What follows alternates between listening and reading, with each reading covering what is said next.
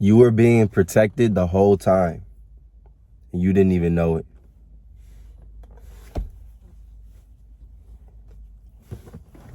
You was being protected the whole time. You didn't even know it. You was getting frustrated. You was getting frustrated. You thought you lost people. You thought you lost friends. You thought you lost some company that didn't really serve you, didn't really do you no type of good, didn't really do any type of benefit in your life. You thought you lost a certain crowd. You was being protected the whole time, and you didn't even know. You didn't even know how protected you were. See, not everybody can handle the isolation period, you know. I think a lot of us will go through that, but everyone handles it a different way. We're all human, but we are not the same.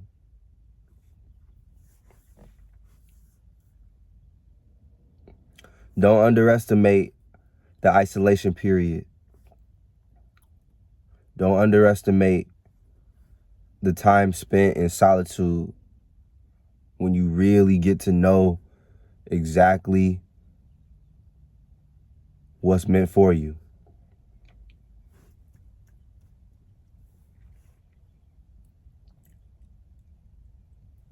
You see, a lot of folks, you know, we as people, we fall into the trap a lot of times of finding the easy way out of things, me included sometimes. But when you look back and you realize that you were being protected, you was being protected from just all types of wilding out. You was being protected from things that did not serve you. You couldn't see it back then, but you see it now. Even if you was in like a childlike state as a kid, and you know, sometimes it's like, you know, we used to get upset as kids, like, oh, why mom and dad won't let me do this? Why won't they won't let me go out and hang out with the kids and do this and this and this? And it's like, oh, they trying to control me. Oh, they trying to control my life. Or, you know, you could be like in a relationship where it's like, you know, somebody, they not really a fan of noticing how some things don't serve you in a positive manner, but you might be a little stubborn, like, oh, you just trying to control me. You know, I've been there. Oh, you trying to control me. You know, it's like that childlike state. You know, when you got like a parent that loves you. But when you notice that it's been God the whole time, and you was being protected, and now you see why. Now you see why you was being held back from that opportunity. It looked pretty good on the outside. It's a wrap. It's a wrap.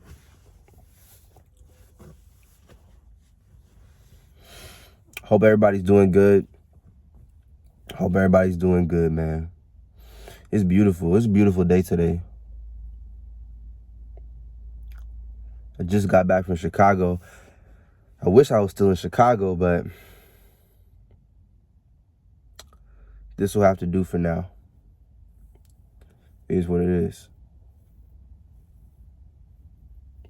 I think I enjoy switching up my version of normalcy. I enjoy switching up my routines at times and seeing, you know, new places and getting to know new territories. I believe everybody should have a place where they can go to if they need to be alone. I believe it. I've been through situations where I needed to have a spot where I could just go, that nobody really knew about this location. It was not a regular location.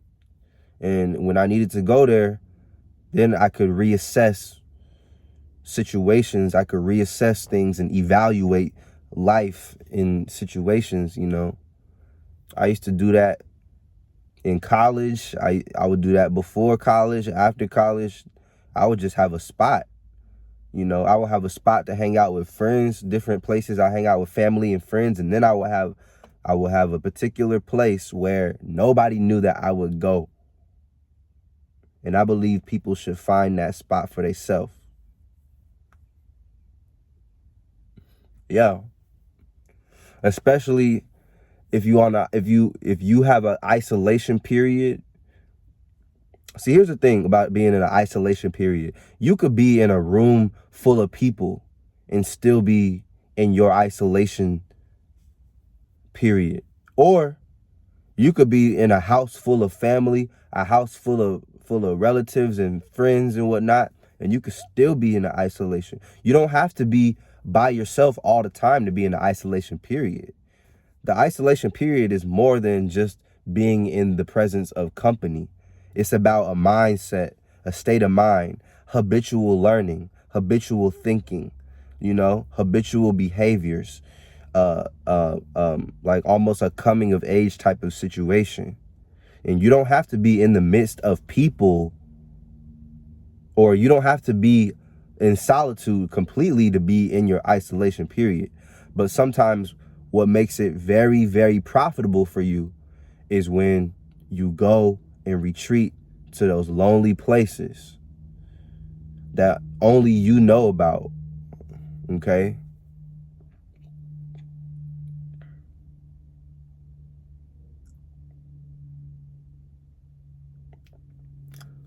Okay?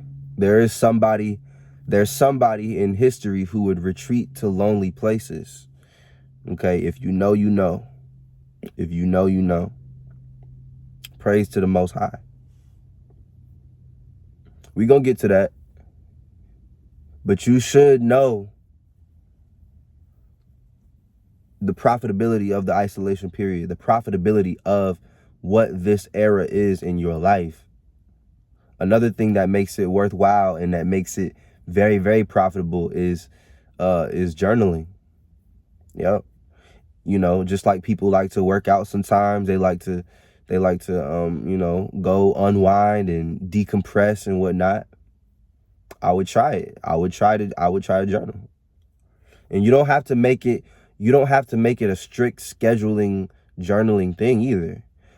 It's just basically a mind dump on the isolation period. It makes things very tranquil, makes things very, very calming in a way that allows you to maneuver during your solitude era without losing your head a lot of times. Because even though your phone might be dry, or even though you might not be in contact with a lot of people, you still have tens and thousands of thoughts per day. You're still sending messages to yourself every single day, thousands of them. So that phone might be dry, but that brain is just like overactive, right? And, you know, that's the beauty of writing. That's the beauty of writing what you think. That's why some people in America, you know, people that look like me, there was a point in time where we weren't allowed to write. Why? Because writing allows you to be therapeutic. Writing allows you to manifest. Writing allows you to unlock. It allows you to unlock your thoughts. It allows you to see vividly, clearly on paper what you are currently thinking and how to properly assess certain life experiences. This is why certain people in America were not allowed to read or write at a certain period of time, because the power of it is so deeply, it gives you ultimate power. You're allowed to plan. You're allowed to, when you learn how to write, you're allowed to analyze. You can now analyze. You can now thoughtfully plan out execution down to the wire. You can realize and materialize your dream of what you are thinking about when you are allowed to do these things. And that's why, you know, certain places in the world, unfortunately, you know, people know the power of what this is, you know. That's all it is. That's all it is. I'm gonna get off of here in a second, but I just want to say, hope y'all have a great rest of the day. Have a blessed one. See you in the next one.